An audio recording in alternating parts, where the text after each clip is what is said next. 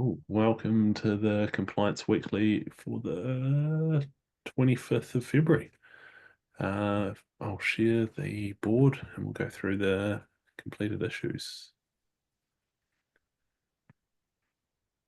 So I'm going all the way back to 17.9 because I think we skipped last week's meeting. So first one is improve URL generation, Ilya. Yeah, it is a very tiny technical note to make sure our code is more reliable, future-proof, and future-proof. Not much to talk about. Very simple, very straightforward change requested by one of maintainers. Huzefa with the worker for external controls. Yeah, so this is a worker which runs, which is like enqueued after the timeout, which is 30 minutes for now. So after 30 minutes, it checks if we have a response from the external service or not. If not, we just mark it as failed. And Sam, just a feature flag cleanup there. Yeah, basically what the title says. Yeah. And Ilya, apply compliance framework as group owner. Yeah, finally, we made some life for big groups easier because now you can apply and then apply groups, still being a group owner, but on project level. So while we are waiting for better hierarchies, this will make their life simpler. Awesome. And then let's switch over to 17.10. And holy moly. First one up is with Camellia designs for adding projects in compliance framework flow. Yeah, I think we're done with this. So if I'm not wrong. So this is just like for edit compliant framework, we have the checkboxes. So I will double check today. I think should be able to close this one. Yeah, nice. Next one was Dakota with the download framework UI.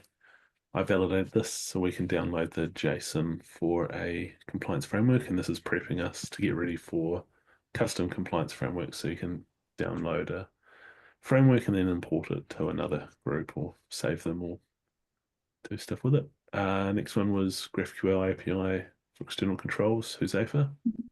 This was closed as a duplicate of the existing issue, which is also merged and closed. Should be somewhere up. But this was the API for the download, just the service for it. So that was tested as well. That was a duplicate. This one, there's the compliance framework 3-dot menu in the framework report. So it was updated to have different text and also add back in the set default and remove default frameworks from the framework report. That was all done as part of that one. Next one was Camellia with the design to make sure controls.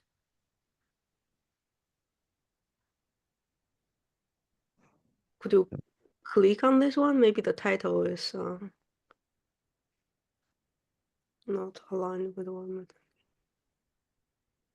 This is also closed. Yep. So this was which one?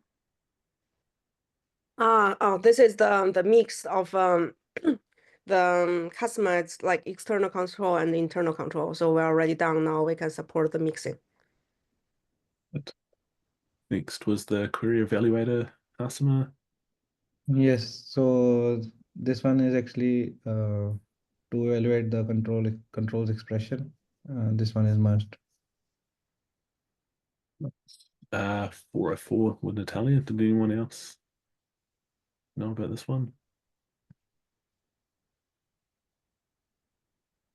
Looks like it's been closed, but that I know there was when you refresh the page when editing a framework at like 404. So good to get that fixed. Camellia or Ian, do you want to talk about the solution validation? Yeah, I'm happy to cover this off. So we are currently in the middle, oh no, actually, we're finishing up the solution validation for violations. So this will be a redesign of the violations tab to align with the new way which we create frameworks with requirements and controls. So the product trio just caught up before this call to chat through the designs, the updated designs after customers have provided feedback. So Camellia is going to work on a couple of feedback notes that we provided during that meeting. But yeah, we hope to wrap this up by this milestone and hopefully get it ready for engineering work pretty soon. So yeah, looking forward to it. Huzaifa, spotless check and CI pipeline. So this was like thanks to Andrew for adding Spotless to our Snowflake connector repository. So like he added that. I just enabled that in the CI, like running the CI, running the lint when the like adding the CI and that lint, Spotless lint. So whenever a new merge request is created, it'll avoid adding any new code with lint errors. So yeah. And are you able to talk about the next one as well? So I think Yeah, so great work there, Andrew. He worked on adding the project's data, like ingesting the project's data from GitLab to Snowflake, and it covers almost all the corner cases. For example, it ingests the new projects. It also updates the existing projects if we update any attributes to it. For example, if we change the name of a project or the description of a project, it also gets updated in the Snowflake later on in the next ingestion cycle. So it keeps the data in sync on Snowflake. This is the first time we were encountering this because for audit events, it's an immutable table which you're ingesting. So there were no updates to the rows in audit events, but for projects, we needed to ingest the updates as well, which is handled. cool. And next one is with Andrew as well. Does anyone know about this one? I just have a question on the previous one. Now this. The previous one, I just had one question. Like, should we release a new version of the Snowflake since we have a new ingestion? I think we Or did that do we last time. We Yeah. did that. Oh. Hashtag virtual coffee Germany donut is starting. Ian, probably get you to answer that because mostly this was done internally to like improve the structure of the app as we're handing it over. But do we? Sorry. There. Hello. The voice Hello? broke. Yeah. Oh, sorry. I heard you up to internal something. Internal. It was internally testing and making sure the app is ready to hand over if needed. But as part of that work, we have the new projects API added. Do you want to release it as a new version? Maybe let's have the conversation offline because I was also under the impression that we were no longer working on this work as well, wasn't it? So yeah, let's have that conversation offline around that, I think. That's good. Yeah. Cool. And I think someone called out that they knew about this one. Okay. I think Yeah. there's one. I reviewed another MR related to this one, and it basically fixed the issue with audit event shape, an issue with audit event CPI, where the overall offset pagination is high, more than 100. Then it uses another optimization that we have written in house. And then the final one was with the coder again. Does anyone know about this? Maybe Huzaifa? This one, yeah, this is related to the previous one which I was talking about. So we now have GraphQL APIs for creating and updating external controls. Awesome. So that's merged this morning. Cool. And then we'll jump over to the planning, Hitesh. How's custom compliance frameworks going? So one MR for using control for using new controls table is under verification. Another MR for updating requirements with bulk controls is under review. And I'm currently discussing solution for the new standard adherence API dashboard, uh, dashboards API, that how should we structure that in the best possible way for the, so that it should adhere to the designs as well as to the pagination standards that we have in-house. Do you want to have a chat after this? Yeah, about it?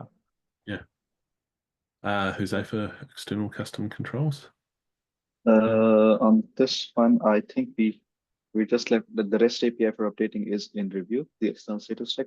I think once that is done, we just need the front end changes, the UI changes for creating the external requirements and external controls. And I think that is also in dev, and Dakota is working on it. Nice.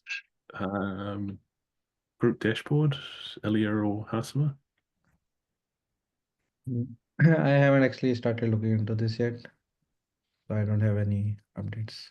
On front end side, I started to getting myself familiar with our separate tooling for created dashboards in GitLab on front end and playing with some prototypes because it is a bit still hostile to my mind. So getting my head on it.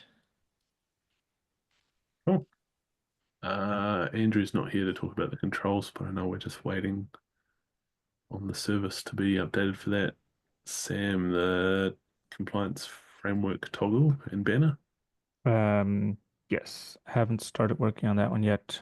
Plan to start latest next week, Monday. Cool. Ilya, the compliance center improvements. Yeah, still working on minor improvements with delivering requirements in the sidebar, etc. And now finishing the hierarchy listing, which will be delivered at this milestone inside with a feature flag. And then Hitesh, consolidation work. So Andrew has created this MR for introducing a cron for migration of periodic migration of data from old tables to new tables. But I have suggested him to use a bash background migration instead of cron. So he's working on that.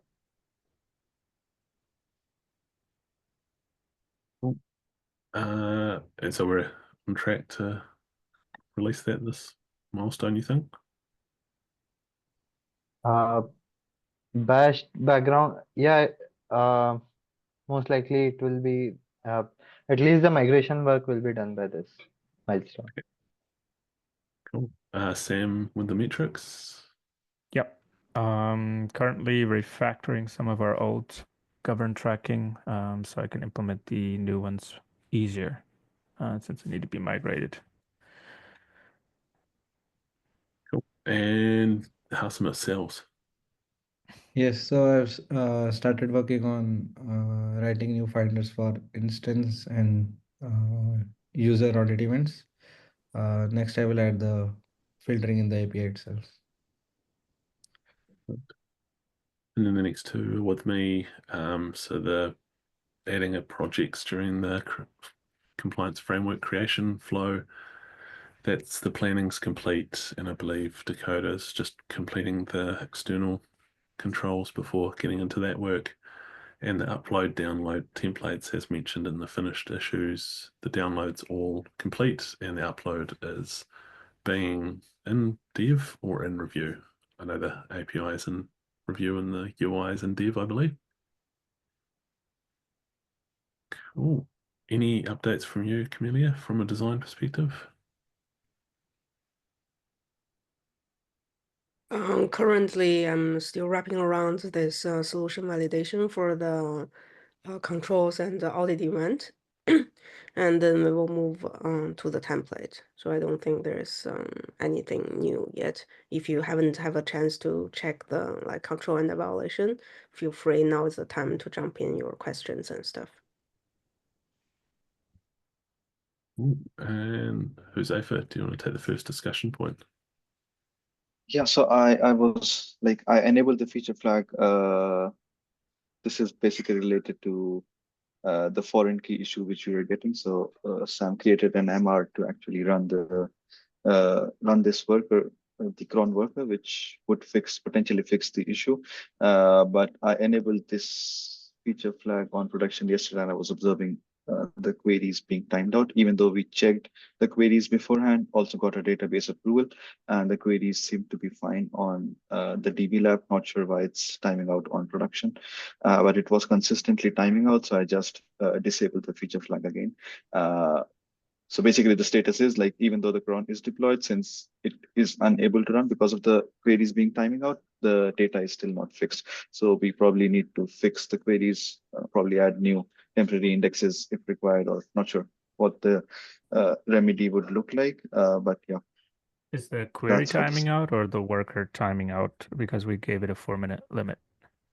it's the query that is being timed out. The worker Okay. is running only for 20 seconds, I guess. Yeah. If you notice, like it's just running for around 20-25 seconds and then just timing out. Okay. I didn't deep dive into the exact. I guess there are 2 or 3 queries that are being fired in there in the worker. Not sure which one is being timed out. So probably need to take a like deep dive there. But I just took an initial look and just added my thoughts there. Yeah. If you need help, probably we can pair as well. But yeah, otherwise, if you want, you can take a look. Yeah, sounds good.